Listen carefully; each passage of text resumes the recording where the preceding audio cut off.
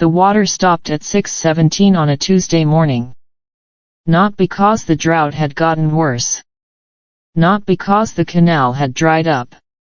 Someone had shut it off. A wealthy rancher named Gideon Reed had ordered a steel gate welded across the canal that supplied Tessa Ashcroft's ranch. And when Tessa confronted him, he didn't apologize. He looked at her cattle. Then he looked at her. And said, "Sell the ranch now, before your animals die." Tessa had heard threats before. But this one was different. Because Gideon wasn't just trying to scare her. He was waiting for her to fail. He believed that, without water, Willow Bend would become worthless. And when that happened, he planned to buy it. But Gideon had made one mistake. He thought he had taken away Tessa's only source of water. He had no idea that, less than 100 yards from that canal, something had been hiding underground for more than a century. And when Tessa finally found it, everything changed. For almost 2 years, Willow County had been suffering through a devastating drought. The fields were turning brown. The creeks were disappearing. The wells were drying up. And ranchers across the county were selling their animals just to survive. Tessa Ashcroft was fighting to keep her family ranch alive. Willow Bend covered 74 acres. It had a small herd, a modest greenhouse, and an old farmhouse that had belonged to Tessa's family for generations. It wasn't a huge ranch, and Tessa wasn't wealthy. But Willow Bend had something very important. A legal water right. For generations, water from Sir Run had flowed through the property. That water kept the animals alive. It watered the greenhouse. And it kept the ranch running. Gideon Reed knew how valuable that water was. He had tried to buy Willow Bend for years. Tessa had rejected every offer. So Gideon changed his strategy. At a public meeting, he stood in front of the other ranchers and said, "Small operations need to know when it's time to step aside." He never said Tessa's name. He didn't have to. Everyone knew who he was talking about. Then, a few weeks later, Sir Run stopped flowing. Tessa drove to the canal before sunrise. And there it was. A brand new steel gate.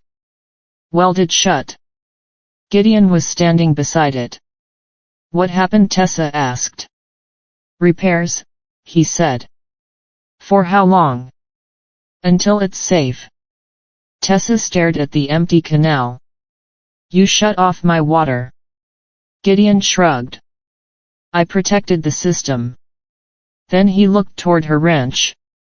"You should sell while your land still has value." Tessa refused. Gideon smiled. "Then I guess we'll see what happens." And they did. Tessa started hauling water by truck. Every morning. Every afternoon. Sometimes late into the night. The fuel costs kept rising.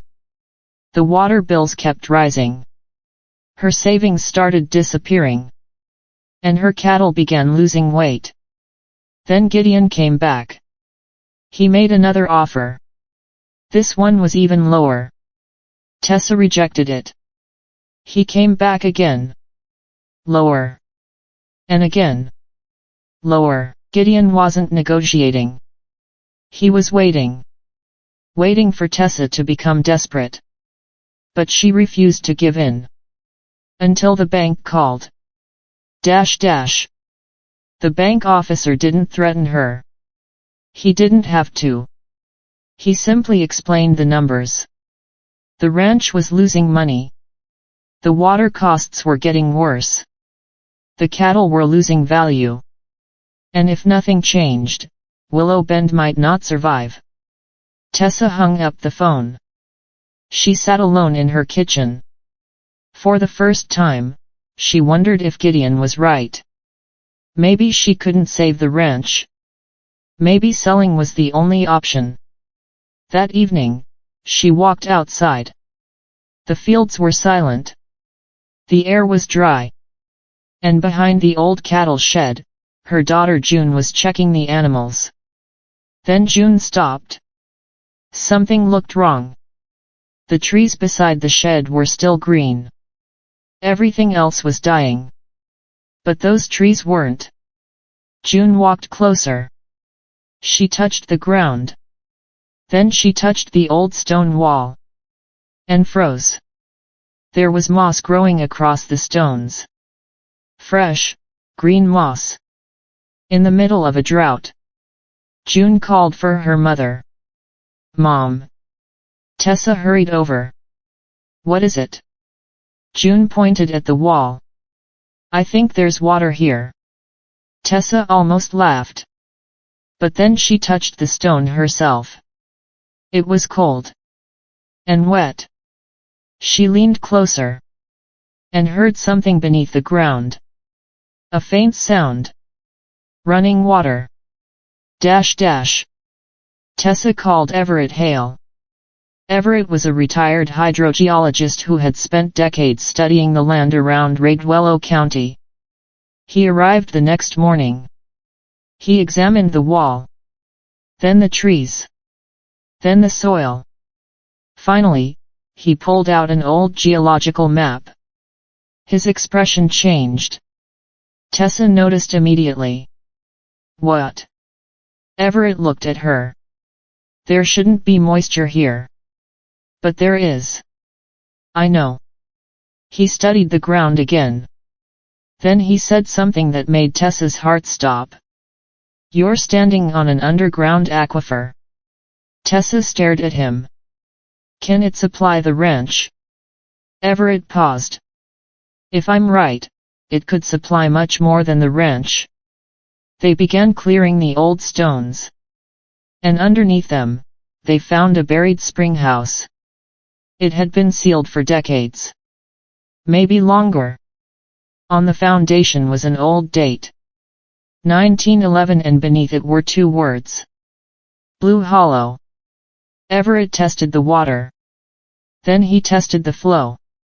More than 40 gallons per minute. Enough for the house. Enough for the livestock. Enough for the greenhouse.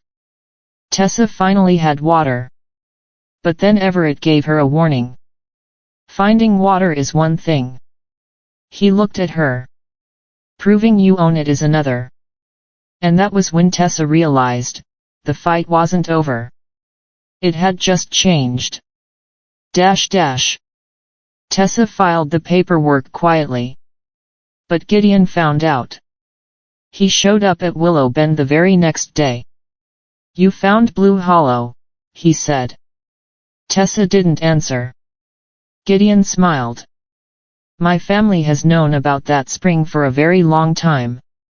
Tessa stared at him. "You knew?" Gideon ignored the question. Instead, he made her an offer. A very large offer.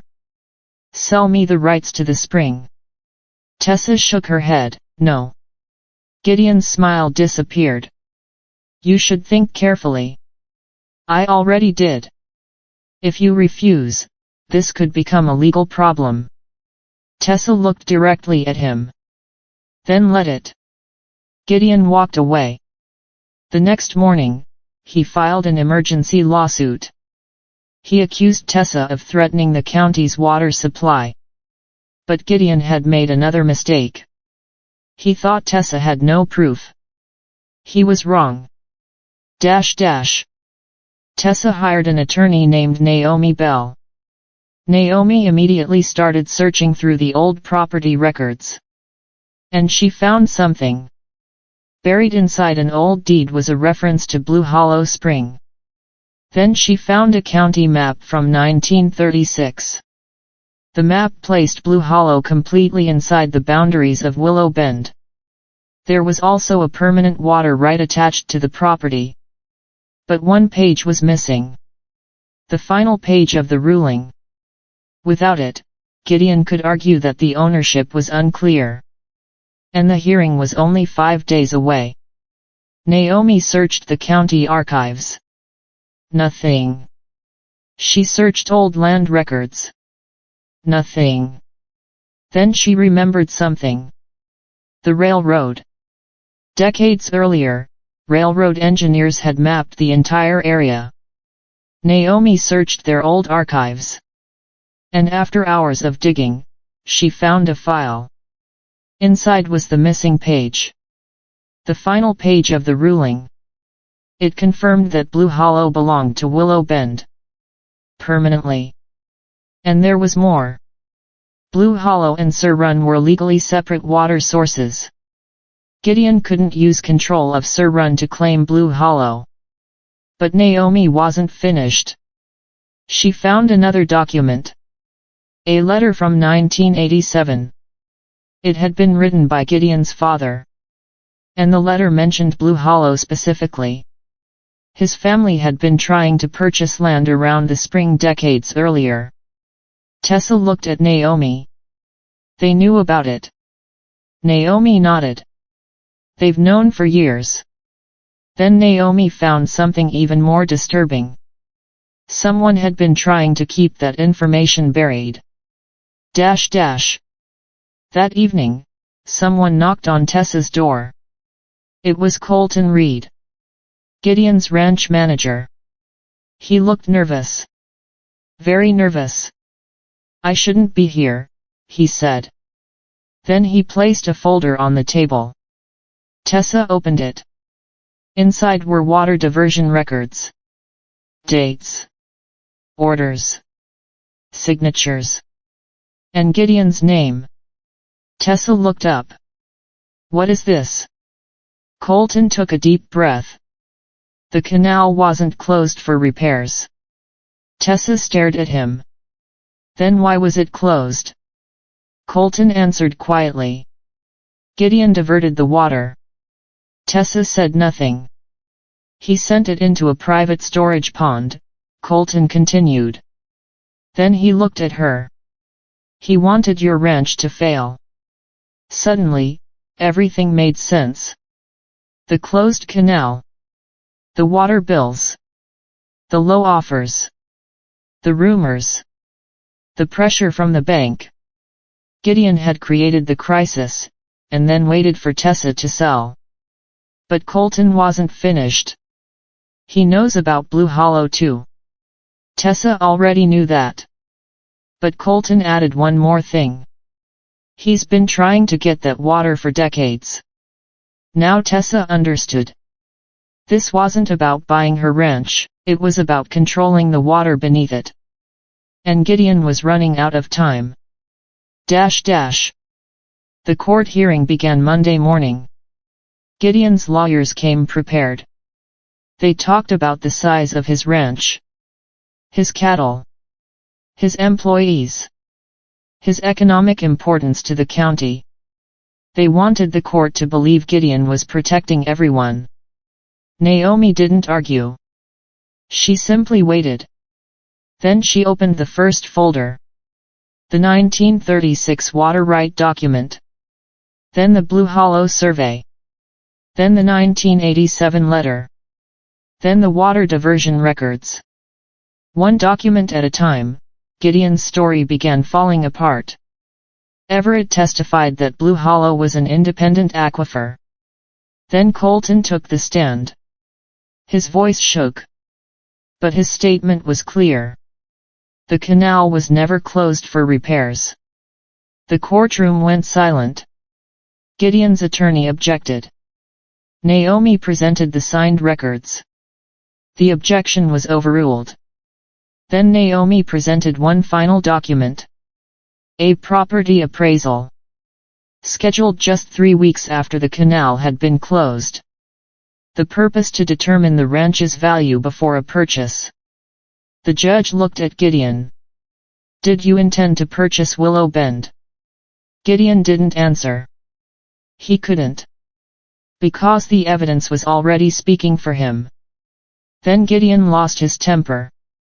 He accused Tessa of attacking his family. Tessa stood quietly. Then she said, I didn't attack your family. She looked toward the documents. Your own records did that. Silence filled the courtroom. The ruling came that afternoon. Sir Run had to be reopened. The illegal water diversion would be investigated by the state. Gideon would have to repay Tessa for the money she had spent hauling water. And Blue Hollow Spring was officially recognized as an independent water source belonging to Willow Bend. Tessa walked out of the courthouse. She had won. But she didn't feel victorious. She felt tired. For months, she had been fighting just to keep her family's land alive. Now, she could finally breathe. But what Tessa did next surprised everyone. She didn't keep Blue Hollow for herself. She shared it. She contacted 3 neighboring ranchers. Together, they created the Blue Hollow Water Cooperative. The rules were simple. No one got special treatment. No one could hoard the water. And during emergencies, everyone helped everyone else. The county eventually recognized Blue Hollow as an emergency backup water source. Tessa finally had a stable income. She rebuilt her herd. She repaired the greenhouse. And slowly, Willow Bend recovered. But Gideon's problems were only beginning. The state audit confirmed the illegal diversion. The private water line was shut down permanently. And suddenly, Gideon had a serious problem. His ranch was too large for the amount of water he legally controlled. His cattle needed more. A lot more. Then one morning, his own ranch manager suggested a solution. Buy water from Blue Hollow. Gideon stared at him. You want me to buy water from Tessa? Colton nodded. It's the only option. A few days later, Gideon drove back to Willow Bend. The same ranch where he had once threatened Tessa. The same ranch he had expected to buy for a fraction of its value. This time, he wasn't there to make an offer. He needed something. I need priority access, Gideon said. Tessa shook her head. There is no priority access. I'll pay more. That isn't how the cooperative works. Gideon looked at her. Then what do you want? Tessa placed a contract on the table. The same rate everyone else pays. Gideon looked down. Then he saw the conditions. Withdraw every claim against Blue Hollow. Restore Sir Run completely. No special treatment. No exceptions. Gideon read the contract. Once. Twice. Then he signed it. Tessa took the paper. She didn't smile. She didn't celebrate. She simply put it away. Because she didn't need revenge. She had already won. A year later, Willow Bend looked different. Not bigger. Stronger. The ranch had drip irrigation. Less debt. A healthier herd. The greenhouse was producing again. And Blue Hollow was still flowing. The cooperative had grown too. Slowly. One ranch at a time. One family at a time. Then, one afternoon, June walked toward the spring carrying a wooden sign. Tessa watched as her daughter painted 4 words across it. The Second Chance Spring. June stepped back. What do you think? Tessa smiled. I love it. They stood beside the water. For a while, neither of them said anything. Then June asked, Mom. Yeah. Do you think it was always here? Tessa looked at the spring. Yes. Then why didn't anyone find it? Tessa looked toward the old ranch. Then back at her daughter. Because everyone was looking where Gideon told them to look. June smiled. The water kept flowing. Quietly. steadily, freely. And Tessa realized something. The greatest thing she had discovered beneath that old stone wall wasn't water. It was proof. Proof that sometimes the person trying hardest to control your future has no idea what's waiting underneath your feet.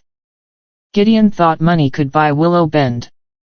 Then he thought money could control its water.